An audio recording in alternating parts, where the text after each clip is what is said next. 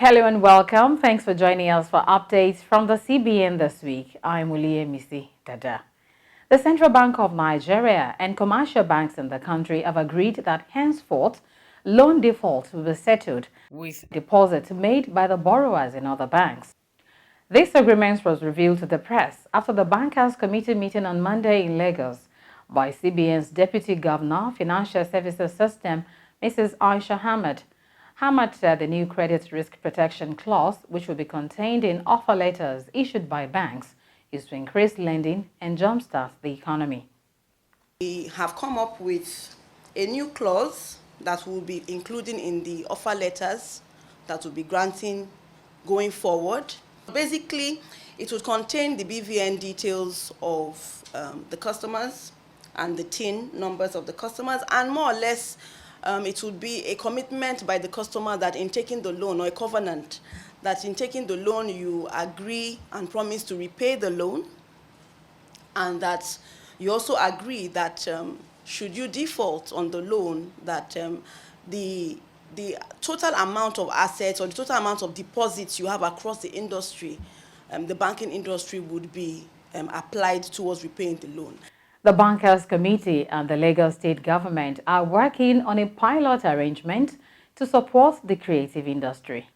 The GMD CEO of Access Bank, Herbert Wigwe, made the announcement at the Bankers Committee press briefing on Monday.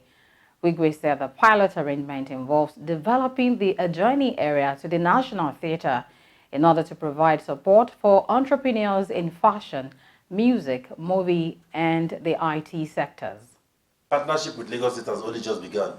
As you would understand, it involves the creation of infrastructure, and apart from the infrastructure, you now have to create the various hubs again within the environs of the National Theatre. But let me just state again that it's a pilot run.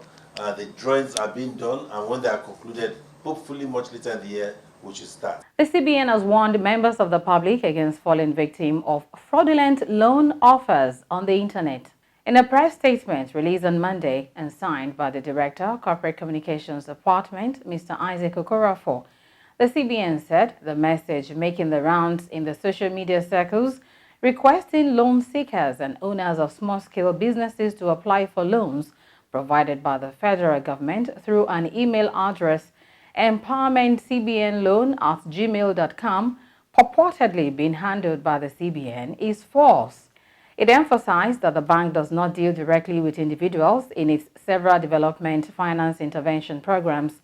Rather, intervention funds are disbursed through participating financial institutions such as deposit money banks, development finance institutions, and microfinance banks. Prospective loan applicants are advised to approach their banks or the CBN branch nearest to them for clarification on the procedure for accessing any of the CBN-related loans. Last Friday, the CBN injected a fresh sum into the retail secondary market intervention sales segment of the interbank foreign exchange market to the tune of about $300 million and about 21 million Chinese yuan for the spot and short-tenured forwards. CBN spokesman Mr. Isaac Okorafor said the dollar-denominated transactions were to meet requests in the agricultural and raw materials sectors, while those in Chinese yuan were for renminbi-denominated letters of credit. Okorafor reiterated that the bank's management was satisfied with the continued stability in the foreign exchange market and assured that the CBN remains committed to meeting foreign exchange needs of all the sectors of the economy. Well, that's our package from the CBN this week. Many thanks for watching, and bye for now.